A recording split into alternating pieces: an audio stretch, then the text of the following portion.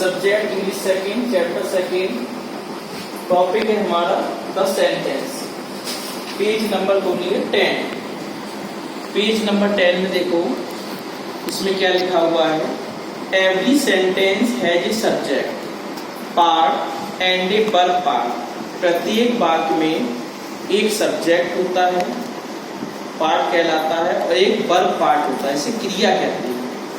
Second point, every sentence starts. प्रत्येक वाक्य शुरू होता है विद ए कैपिटल लेटर, बड़े अक्षर से। जो भी सेंटेंस लिखा जाएगा पहला जो अक्षर बनेगा वो कैपिटल लेटर में बनेगा। नेक्स्ट पॉइंट है हमारा, एवरी सेंटेंस, प्रत्येक वाक्य, एंड्स, समाप्त होता है with a full stop.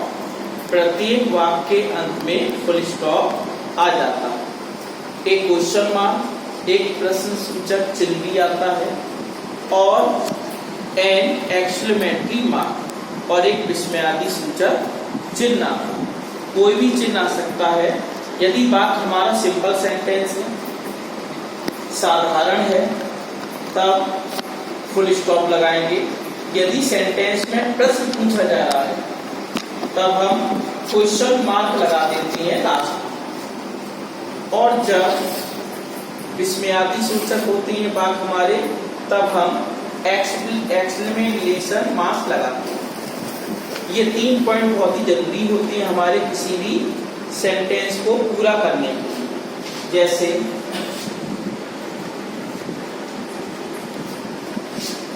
I am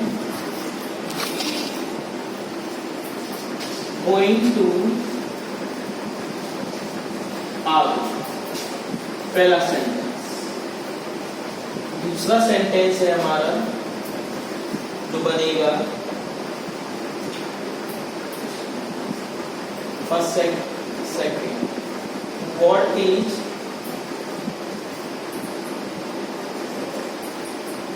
your name.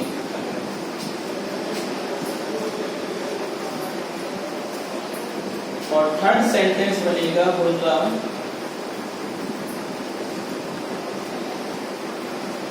I have won the match।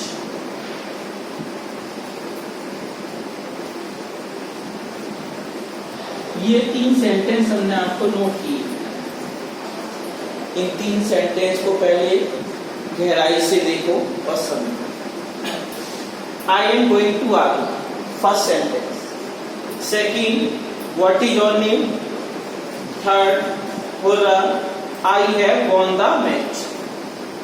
होरा I have won the match. अब इसमें देखो first sentence, second sentence, third sentence.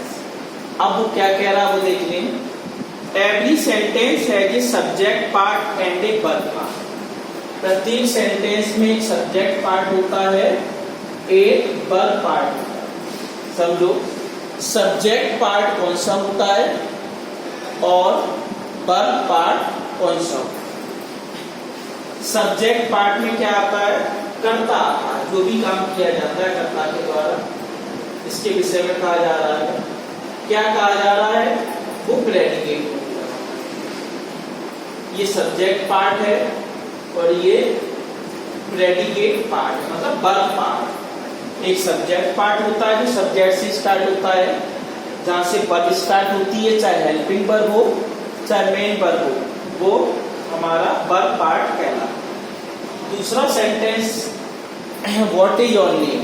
तो इसमें लिखा है every sentence starts with a capital letter. प्रत्येक वाक्य कैपिटल लेटर से शुरू होता है। जैसे what is your name. What is your name मतलब जो वाक्य का फर्स्ट लेटर होता है, कहने का मतलब है every sentence start with a capital letter. प्रत्येक वाक्य का पहला अक्षर बड़े अक्षर में लिखा जाता है। जैसे I, capital letter is used, W capital letter is used, और H capital letter is used. तीनों सेंटेंस में देख रहे हो, you can see in the 3 sentences first letter will be started capital letter.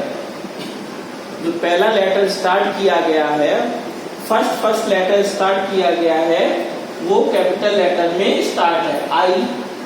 IWH। देखो I, W, H। 3 letters are capital letters। इसको समझना पहले। 3 letters are capital letters। 3 जो लेटर्स हैं हमारे, 3 जो लेटर्स हैं वो किस में लिखे गए हैं?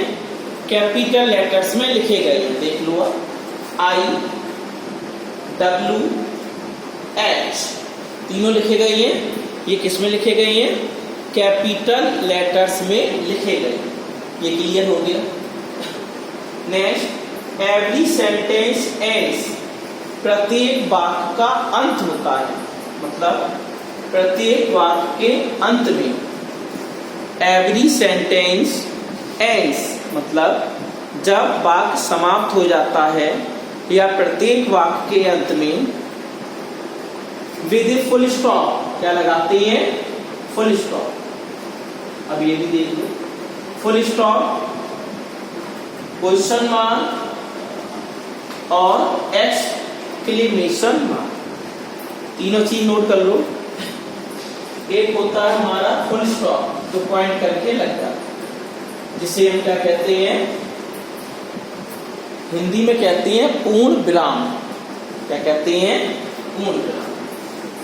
दूसरा, सेंटेंस के अंत में क्वेश्चन मार्क आ रहा है। क्या आ रहा है?